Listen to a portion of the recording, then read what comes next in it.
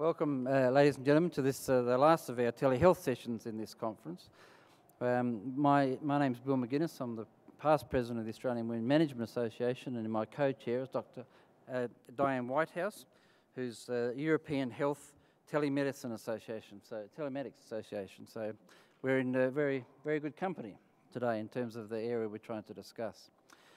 So our first speaker will be Diane, and Diane really is going to talk to us about the pilot, from pilots to routine care, key success results from the Monument project. So thank you, Diane. Great indeed. Thank you very much indeed, William.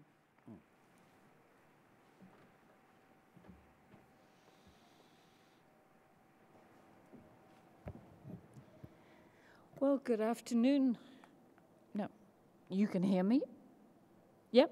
Okay, great. Good afternoon, ladies and gentlemen, dear colleagues. It's a real pleasure to be here on such a sunny, pleasant day in Madrid. And I'm going to hope that EWMA, is going to show a little bit of humor, and forgive me for a spelling error, which is in fact that I've called it European Management of Wounds Association. So don't look in too much detail at the footnotes, will you? So from pilot to routine care, let's see my first slide, please. Pardon me? Yeah. So next. Okay, great. Okay, great. So why the interest in from pilots to routine care? The clinical director of NHS24 Scotland, George Crooks, always uses the jokes that there are more pilots in telemedicine than there are in, for example, British Airways or, well, I've just flown in from Aegean Airlines. The issue is there are lots and lots of things that are being piloted out there, and it's terribly important to do so, but how do we now scale up? How do we get to scale with all the initiatives that we've got underway? Before I launch into the talk, just to help you understand the European Health Telematics Association, which is the association that I'm with, founded 15 years ago, our passion is really in the technology itself. So how can information technologies help with improving care, enhancing health and social care in all the ways possible? We're what we call a multi-stakeholder platform with anyone from health authorities to competence centers, nursing associations, doctors associations, patients associations. We are working on a project which is called Momentum, and it is a project. It in fact supports a much larger initiative, which is about scaling initiatives up in the telemedicine, in the telehealth area. It's really a very holistic, very comprehensive approach. And we're investigating what it is, what are the critical success factors, what are the vital issues that anyone interested in scaling up telehealth needs to take care of when, not only when starting out, but when enlarging. Plenty of challenges there for us. And in fact, one of the major challenges is not doing business as usual, and even worse, not cobbling things together and creating hybrids and making all sorts of errors and mistakes. It's really thinking in a new way, in an innovative way, and in effective and efficient ways. There are plenty of pitfalls in undertaking telemedicine and telehealth, and that is very often where initiatives die, where they fail. Somebody forgets to listen to that voice that you would hear in any metro in the world these days when they say, mind the gap.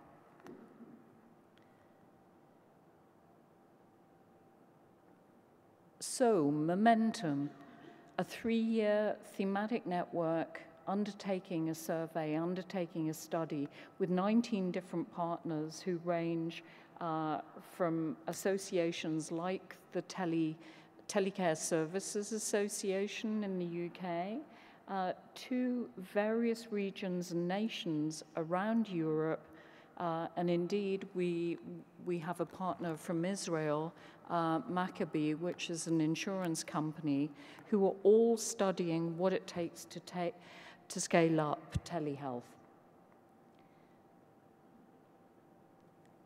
The area that we're looking at is that second bullet, which is calling guidelines for large-scale deployment. Some of our other speakers this afternoon will tell us much more about impact assessment, which comes from another project with which we're closely associated.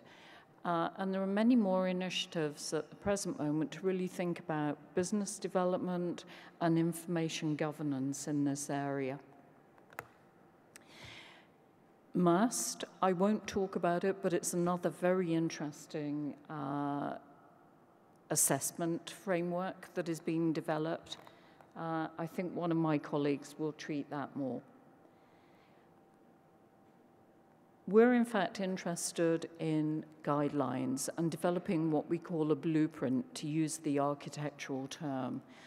So a blueprint is a set of guidelines for doing telehealth at scale. That blueprint should be with us, in fact, by the autumn, and we will be testing it, we will be validating it in a variety of sites around the European Union. I think I've spoken enough about the way in which one scales up from small scale to large scale. This really is our main focus of interest. What we've done, this we call the momentum triangle. We have looked at 4 areas, that reading, that investigation, that interviews, and a large survey told us was important. We have also gathered 30 different cases around Europe. The ones that I have in my mind will be Maccabee in Israel, will be RXIs from Sweden, will be teledialysis in Norway, and will be a general telehealth initiative in Catalonia in Spain. But we have looked, therefore, at issues of strategy, issues of organization, legal, regulatory, and security issues, and we have looked, last but not least, at technology and vendor relations, so the relations with the technology provider.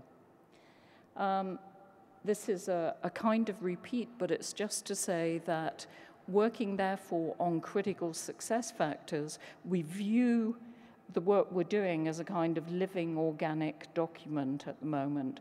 Our work is quite holistic in general, but we are very much working incrementally and taking on board new ideas all the time. Here are the 4 cases that I just announced to you. We've been adding several more. I've just come over from Athens, where over the last couple of days, we've introduced 6 new cases, one of which is a German case. Others, again, from Norway, but from Italy, and a particularly interesting one for us on teledermatology, which I think would be something that would interest people with your background in wound management. What we're doing is we're using these cases to explore what are the really key items that we call them telemedicine doers, the people who actually do the work, the people who make the decision and really try and introduce telehealth and telecare into their local, their regional, or even their national setting. And indeed, as I've said, it's really about what are those factors that are vital, that are critical, that are really crucial in getting those initiatives to work and to be more than, for example, a 3-year European-funded project. Let me just give you a feel for what the critical success factors are that we're focusing on. There are 18 that we're looking at the present moment. And as you can see from the title at the top of this slide, I will go in blocks. So I will deal with strategy and management as the top title. Now, I would say that anyone who's perhaps got a business management degree or an MBA under their belt, besides a medical degree or 2 or 3, will in fact recognize many of these observations. Much of the change management literature would introduce these issues, but because we are in fact a group of stakeholders who've been meeting, who've been working together, building a network, it's really that these people have discerned these critical success factors from their very own experience. They've come from their own settings, from their own experiences. So as you can well see here, it's about, and I've just been in a meeting over this lunch time, which in fact almost recognizes this very first critical success factor. It's about how ready, how culturally or how organizationally ready is a region, is a local municipality, an autonomous region, a local health authority, to use the UK term, or a trust. How ready is it to begin using telehealth, telecare, and to see that spread through different applications, through different types of conditions or diseases? It's very important, we have confirmed, I think, to have a champion of some sort, and we have plenty of examples of really dynamic, charismatic figures who have been introducing telehealth. Those people don't always drop from the sky, so you have to work at finding them. But as a colleague of mine, Petra Wilson from the International Diabetes Federation, said only the other day, actually we all have to be champions in our own healthcare setting. So we think we're going to see many more patient champions come on board over the next years. There really has to be a compelling need, and I don't need to tell this audience that that is partially demographic, that is partially that healthcare is just crying out to be enhanced and improved, and the patient experience to be improved. And ultimately, because we've been living through a socio-economic crisis, economics are terribly important in ensuring that we've got compelling needs for supportive technologies to be brought into the healthcare area. And we've also focused on, of course, where do you find the resources, whether the resources are intellectual, whether they're financial, whether they are what we call human resources or personnel with the right skills and attributes. Our organizational area is therefore a little bit more to the grassroots level and more concrete. A lot of the things we've come up with are about planning, about the needs for a business plan and a change management plan. And it's also in this area that we have chosen to focus at putting the patient at the center, particularly where issues of self-management are concerned, which can very much be supported by telecare. I think this morning you've heard from colleagues like Klaus Duedal Pedersen from the region of southern Denmark and his nursing and his clinician colleagues. I think you can really see how important self-management of conditions can be and how important it is to put the patient at the center. Thirdly, therefore, something that's very, very current, because I'm sure, as many of you are aware, there's a changing legislative scene in Europe at the moment with a regulation on data protection coming, probably, possibly in the autumn, and with other regulations around identifying, identifying electronically, whether it's clinicians, whether it's patients, whether it's citizens. So data privacy issues, confidentiality, data protection, security and safety of technology very much to the fore. And my colleagues also assure me that they think that privacy awareness is very much a critical success factor. Privacy awareness is very much being aware of privacy and how it needs to be treated, confidentiality too. So to draw towards a close, the fourth of our areas is this area around technology and vendor relations. And you will see that those 5 issues are very much more practical, very much more technical and technological. But I like also the fact that we end with a somewhat punchy idea that it's also about bearing scaling up from the very beginning in terms of the technology that you have to offer.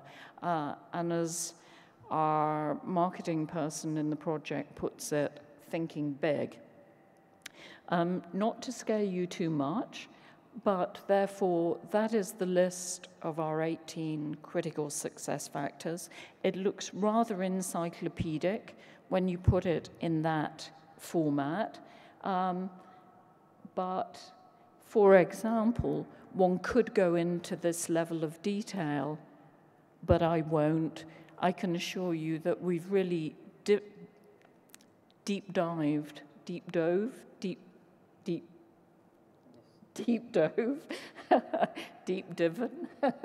into each of the critical success factors. I'm happy, though, to stop there and to be open to, what would you say, William? 1 question, 2 questions, 1 question from the audience. I'll put my glasses on so that I can see you.